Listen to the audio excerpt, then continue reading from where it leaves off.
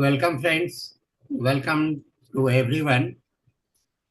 This is another insightful episode of India's Business and Industry Insights. Today, we dive deep into the India's economic policies and the challenges that are slowing down its growth. Niti Aayog CEO BVR Subramaniam recently made some bold statement about the inefficiency of India's business environment. High tariffs, excessive paperwork, and the urgent need for scaling. While India aspires to be a global manufacturing hub, nations like Vietnam, Turkey, and Indonesia are pulling ahead. Is India ready to embrace real economic reforms? What are the roadblocks stopping our industry from competing on the world stage? And most importantly, how can we ensure that India doesn't just remain a potential market, but becomes a global powerhouse? To discuss these crucial issues, we have a special guest with us today. It is an honor to introduce today Mr. Indranil Banerjie, an expert in economic policy and global trade dynamics. With years of experience analyzing India's industrial ecosystem, he brings a deep insight into the reforms that India desperately needs. Mr. Banerjie, welcome to India's Business and Industry Insights. It is a pleasure to have you with us. Given the recent statement by BVR Subramaniam, where do you think India stands in the global supply chain? And what are the critical reforms we must prioritize? So welcome, Mr. Banerjie. Welcome to the show. Thank you, Mr. Sinha.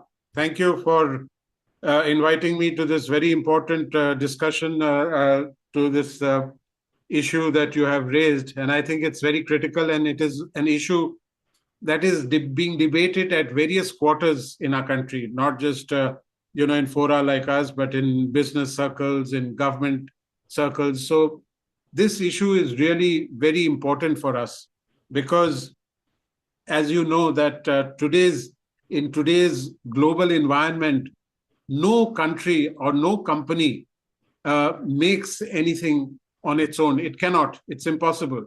Yeah. Every product today is very complex. It's made of many components, many inputs go into it. A lot of machinery is involved, a lot of technology is involved.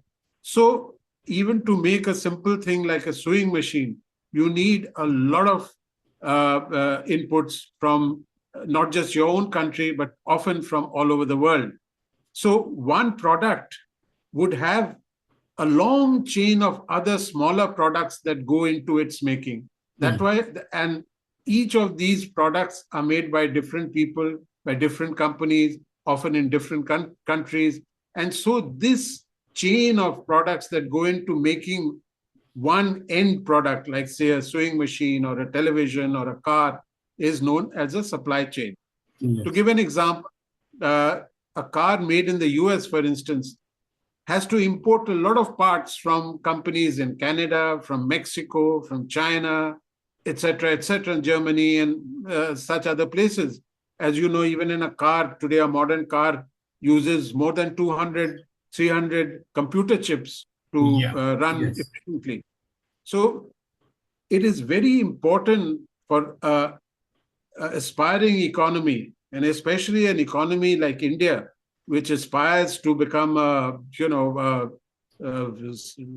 of the top, maybe the third largest economy in the world, and as well as a manufacturing powerhouse. So it's very important for us to get into this supply chain. And this is something which you know, and one of the reasons why you have decided to pick on this subject.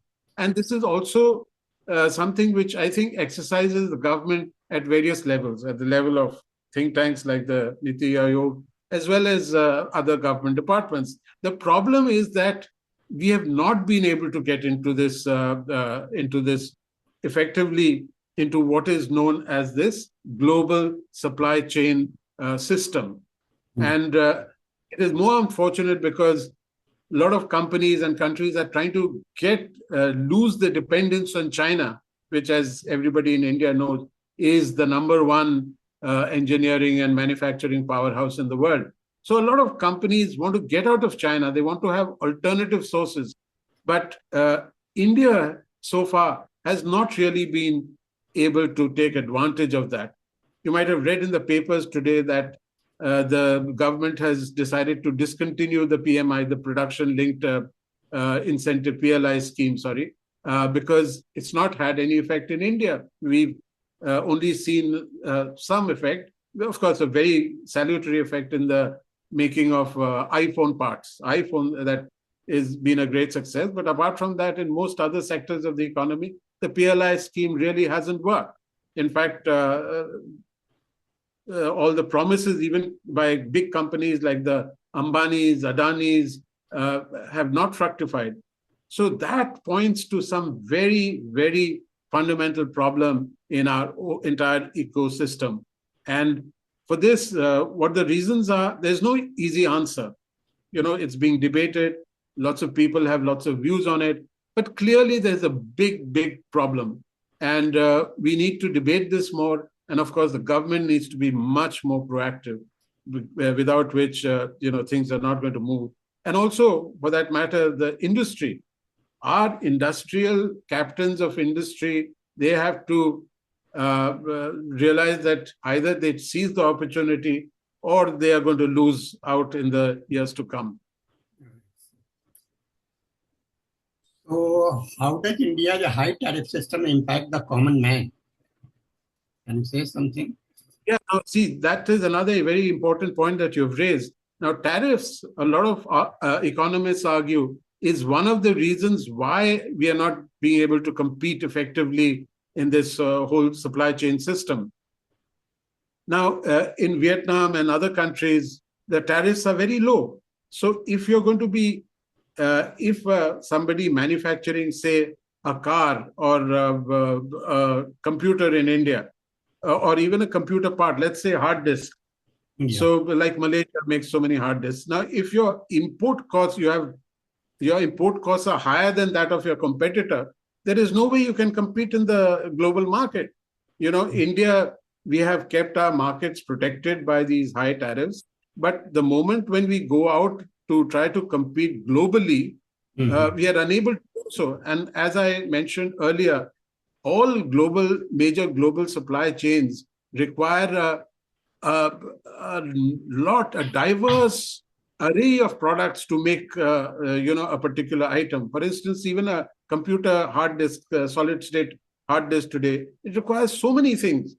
So if you are going to pay more, if a manufacturer in India is going to pay more for these basic parts and components, then there is no way he's going to compete in the world. Yes, he can sell it in the domestic market because imports become more expensive because you put a tariff on it. But in the long run, it doesn't help India to get into the supply chain. And the common man is also affected very directly, not just companies which are wanting to compete globally. But to give you a simple example, in our country, a lot of very ordinary people, whether it's a darzi, whether it is a small guy making garments, he gets this piece rate, he makes all these things. And then there's the informal sector in India is huge, which involves the common people. They are the ordinary guy, the poor guys, they are involved in this kind of business.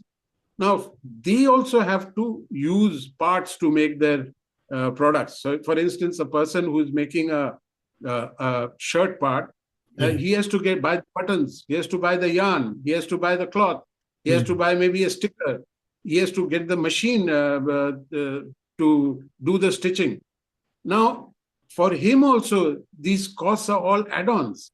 And for a small guy whose margin is very small, any increase in these prices hurts him a lot. A fellow who's making 20,000 rupees a month, or uska 2,000-3,000 rupees chala jata hai on import duties. Now, that is, in my view, quite criminal. It is another thing for big companies.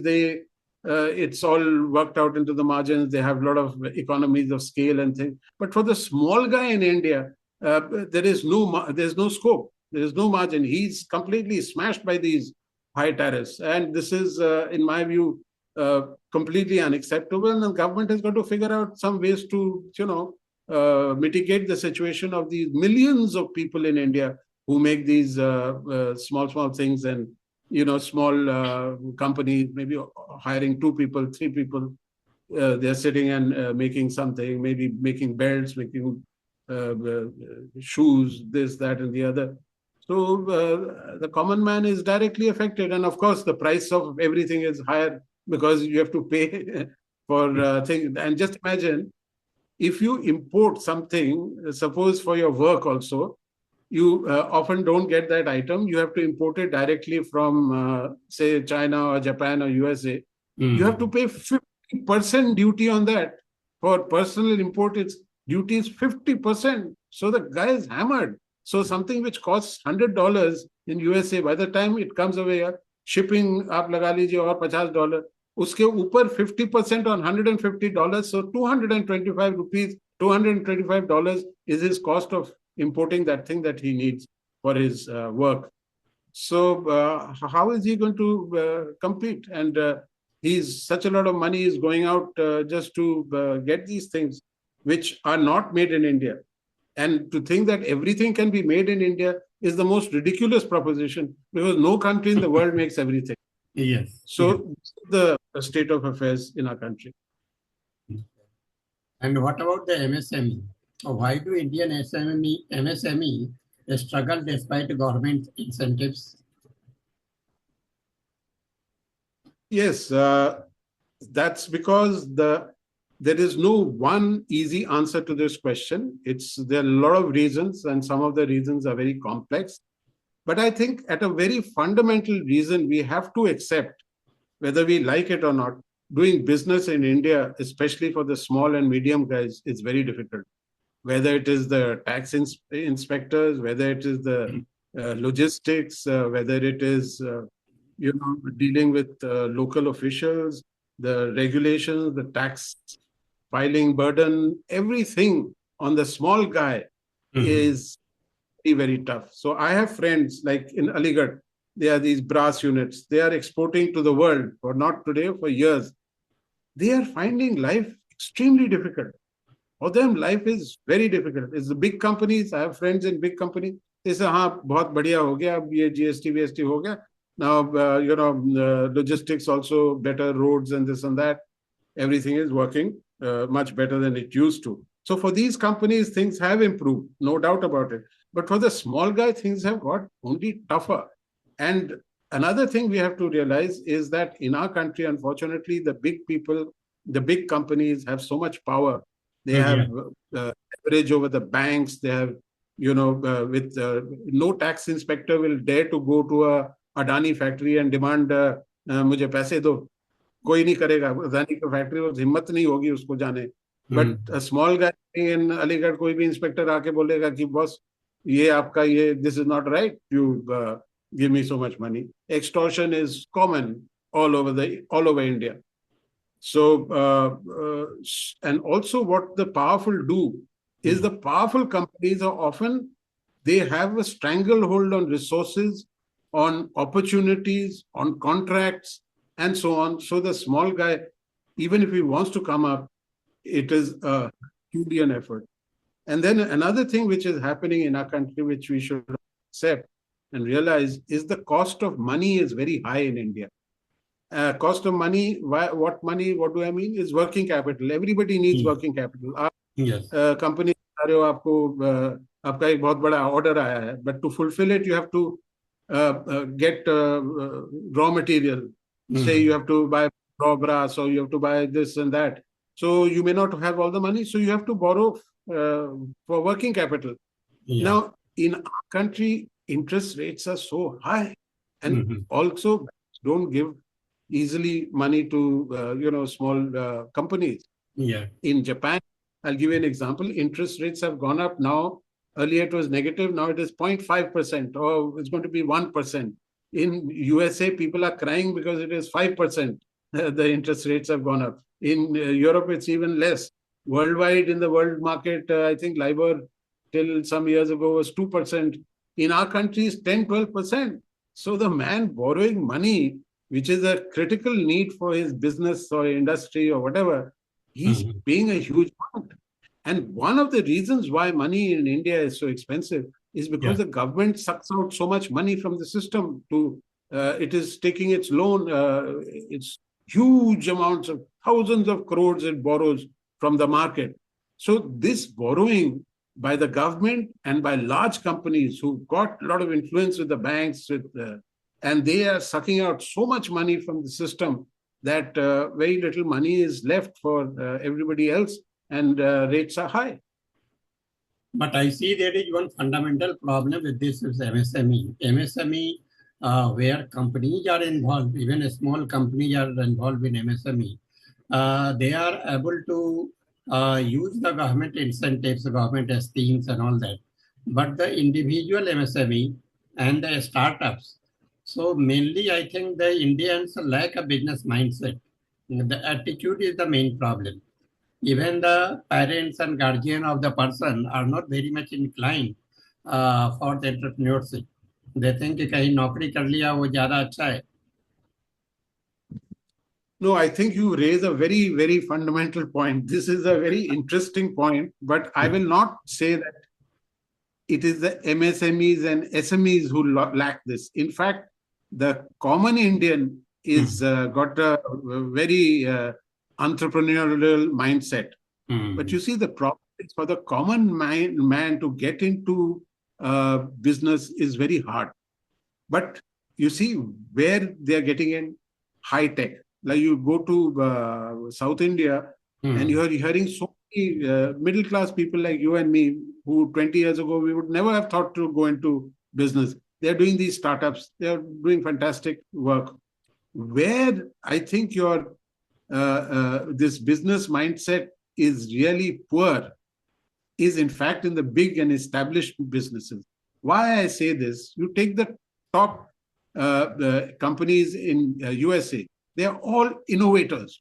They are all the magnificent 7 companies, which are including Alphabet, Google, Nvidia, you name it.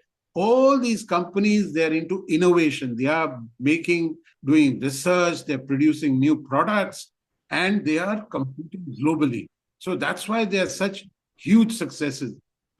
And that is the entrepreneurial thing, that I'm going to be in this game for long-term profit, for the long term, I'm going to innovate, I'm going to produce great products, and I'm going to make reasonable profits. In India, unfortunately, the top business class, the traditional business class in our country seems to think कि भाई jaldi paisa banana है, and we have to get huge returns on capital. Like in America, somebody was telling me a company guy, he is making about 10 to 15% return on capital. He's very happy. Here, one industrialist told me, unless you make 50% return on capital, maza kya hai? So if you have this attitude, and you're going to get it through either you're blocking competition or you're getting the government to pass some laws or enact something favorable to you or get you favorable contracts so that you make a killing, and don't innovate at all. None of our top companies innovate. Tata to some extent innovates, but rest of them, there's no innovation. Tell me one global product that they have produced. Nothing. Zero. Zilch. And they are ruling the roost in this country. But the good trend is, but it's going to take, I don't know if it will succeed. These smaller guys, middle class, educated people, they are getting into these small startups. But unfortunately, there is a huge lack of integrity. And I'm getting reports, and there have been reports also, that a lot of these startups are actually fraudulent, and they are in the business just to take advantage of government SOPs and incentives and not do anything really substantive. But nevertheless, I feel that the average Indian, the small Indian, the middle class, they are now thinking in terms of doing something, getting into industry, and that's why we have such a lot of things happening in the space sector, in the technology sector. See there. The software sector, where the small man can go in. He doesn't have to get 10 crore loan. he knows he can't get a 10 crore loan. But if Adani wants a 10,000 crore loan, he just has to pick up a phone and he gets 10,000 crore. You get me? So the whole system is gamed against the small guy, and the very fact that they are still, coming up in this way and surviving this system is actually quite amazing. And hats off to them. So I have the final question for you. What are your recommendations? How can India become a developed country faster? What do you say? What do you suggest to government of India and the Yeah, people at large? Actually, even the people has to change. They have to change their yes, mindset. correct. Absolutely right, Mr. Sinha. The mindset is the most important thing. We have to change our mindset. We can't say that we're going to get rich quick. This rich quick attitude is not going to help. And also, this whole idea that the government will control our lives, will control our economy, will control our destinies, will control what we say, that is, that way a country cannot come up. There has to be environment, ecosystem where the individual thrives, where the small man can, even become big, and not exception cases. The average person must think that yes, if I have a good idea, I'll get the ecosystem. I don't have to deal with these goons or some politician coming tomorrow and asking, demanding money. I go around different states, Mr. Sen. I go to Bengal, I go to Maharashtra, I go to South, and the stories I hear about the local politicians, many places, you can't do any work without involving the local contractor who also happens to be a politician. You have to hire him, and his work is third rate, but you have to pay him the money. That way, I'll say UP is one state which is seeing better times in recent years, but the story in most parts of India is very, very sad. But the one thing, there are many things the government needs to do, and the government has a lot of intelligent people. They know what the problems are. A lot of the problems are hampered by political interests at the lower levels, not just at the higher levels. At the central government level, they don't have that much, incentive to intervene at the local level. But at the local level, politics has become a huge problem in our country. Number one. And my first and most important recommendation to the government would be, please reform the judicial system in our country. Because without contract enforcement, nothing works. In our country, people don't want to come, especially foreigners. They don't like to pay bribes or deal with some local politician who comes and demands money. Chanda de dijiye iske liye, uske liye. This kind of thing, the nonsense, nobody tolerates. And second thing is, you can't enforce a contract in this country. If only the big companies who can spend crores on keeping lawyers in their payroll and the top lawyers in the country, then you can get a decision. But otherwise, the small and medium guys, this system just doesn't work for them. Everybody knows the backlog in our judicial system. So as long as the judiciary is not functioning in an optimal manner, as long as we are unable to enforce contracts easily, nothing is going to change in this country, my friend. Companies, they will come, the bigger companies will come, but you're not going to see the kind of transformation that we need. We need the smaller companies who employ more people to come, because there's so many jobless in India. They are roaming around, and and half of them who are unemployable. That's another story. But they need some thing, and the only succor for them can be these small and medium companies, even coming from abroad, and an environment which is healthy and fair. There has to be justice in the system. हमारे system में justice, इंसाफ जब तक नहीं मिलेगा, कुछ बदलने वाला नहीं. Thank you, sir. So that was really an enlightening discussion. Mr. Banerjie, thank you for sharing your valuable insights on India's economic policies and the urgent need for reforms. It's clear that while India has immense potential, it must cut down regulatory red tape, lower tariffs, and focus on scaling its workforce to truly become a global manufacturing leader. To our viewers, if you found this conversation insightful, don't forget to like, share, and subscribe to our channel. Your support helps us bring a more powerful discussion on India's economy, business, and global influence. Also, let us know in the comments, what do you think is the biggest challenge India faces in becoming a manufacturing powerhouse? So join the conversation and please share the video with your network. Thank you so much. Thank you, Indranil. Thank you so much. Thank you, Sinaji. Thank you very much.